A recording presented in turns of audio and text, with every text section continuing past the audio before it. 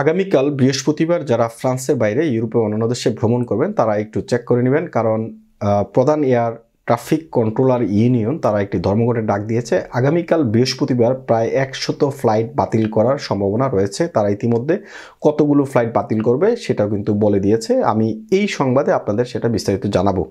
তার আগে বলে রাখি, উচ্চ বেতনের দাবিতে কিন্তু আসলে মূলত তারা ধর্মঘটের ডাক দিয়েছে। যদিও তারা বলছে তাদের সাথে সরকারের একটা চুক্তি হয়েছে, কিন্তু চুক্তির যে বিবরণ বা রসিদ সেটা কিন্তু কোনো পক্ষই প্রকাশ করেনি, না সরকার প্রকাশ করেছে না ট্রেড ইউনিয়নগুলো প্রকাশ করেছে, যার ফলে তারা আগামীকালের এই ধর্মঘটের ডাক, এবং তারা একটা হুঁশিয়ারিও দিয়েছে যে এই ধর্মঘটটা যদি কোনো কারণে সরকারের সাথে চুক্তিটা ফাইনাল না হয় তাহলে কিন্তু তারা এটা কন্টিনিউ করবে, এবং মে মাসে যে সমস্ত ছুটিগুলো আছে এই ছুটির সপ্তাহে তারা ধর্মঘট কন্টিনিউ রাখবে।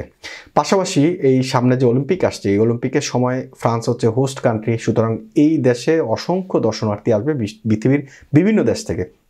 তারা যদি এই এয়ারপোর্টে যদি এই ধর্মঘট কন্টিনিউ রাখে তাহলে কিন্তু ফ্রান্সের অনেক বড় ক্ষতি হবে। তো সংবাদ যেটা বলছে, লোমন্দ এই সংবাদটি প্রকাশ করেছে এবং ফ্রান্স এজেন্সি প্রেসের বরাত দিয়ে তারা এই সংবাদটি প্রকাশ করেছে। সংবাদে বলছে দেশটির প্রধান এয়ার ট্রাফিক কন্ট্রোলার ইউনিয়ন উচ্চ বেতনের জন্য একটি চুক্তি করার পরে একদিনে ধর্মঘটের ডাক বাদ দিলেও আগামীকাল বৃহস্পতিবার ফরাসি বিমানবন্দরগুলোতে কর্তৃপক্ষ শত শত ফ্লাইট বাতিল করেছে। প্যারিসের অর্লিতে প্রায় 75% ফ্লাইট, শার্দিকুল বিমানবন্দরে 55% ফ্লাইট বাদ দেওয়া হয়েছে। ডিজিএসি সিভিল এভিয়েশন কর্তৃপক্ষের এই বিজ্ঞপ্তি জানিয়েছে এজেন্স ফ্রান্স প্রেস। এছাড়াও দেশের দক্ষিণে মার্সাই বিমানবন্দরে 65% ফ্লাইট এবং ফ্রান্সের অন্যান্য বিমানবন্দরগুলোতে 45% ফ্লাইট বাতিল করা হয়েছে। দেশব্যাপী সকল বিমানবন্দর এই যে একযোগে তারা এই ধর্মঘটটি পালন করবে।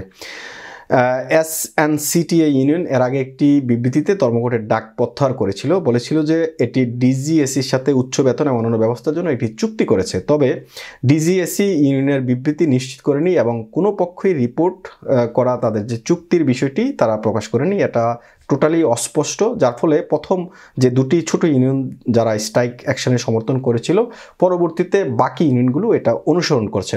ইউনিয়নগুলি আলোচনার প্রাথমিক সমাধানের পরেও ধর্মঘট ডেকেছিল। অলিম্পিক গেমসের সময় ধর্মঘটের ঝুঁকি নিয়ে নতুন উদ্বেগ উত্থাপন করেছে ফরাসি প্রশাসন, কারণ আগামী জুলাইয়ের শেষের দিকে অলিম্পিক হোস্ট করবে ফ্রান্স। সেক্ষেত্রে লক্ষ লক্ষ দর্শনার্থী আসবে ফ্রান্সে, যার ফলে এটা নিয়ে তাদের মধ্যে একটা উদ্বেগ বা উৎকণ্ঠা দেখা দিয়েছে। ডিজিএসি বৃহস্পতিবার এয়ারলাইন্সকে তাদের বেশিরভাগ ফ্লাইট বাতিল করার জন্য নির্দেশনা দিয়েছে এবং বলেছে প্রধান এয়ার ট্রাফিক কন্ট্রোলার ইউনিয়ন পূর্বে সতর্ক করেছিল যে তাদের দাবি যদি পূরণ না হয় তারা কিন্তু এটা মে মাসের সপ্তাহে যে ছুটির দিনগুলোতেও তারা এই ধর্মঘট অব্যাহত রাখবে।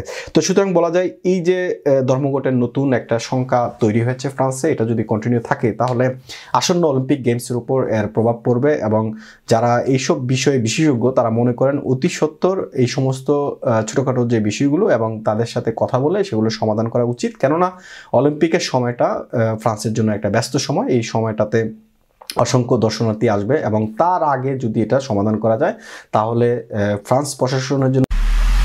এমআইবি সংবাদ ও সংবাদ সংশ্লিষ্ট অনুষ্ঠান দেখতে ভিজিট করুন www.mibtelevision.tv ও facebook.com/mibtelevision.tv এবং সাবস্ক্রাইব করুন youtube.com/mibtelevision এ। এমআইবি টেলিভিশন, সত্য খবর, সঠিক খবর।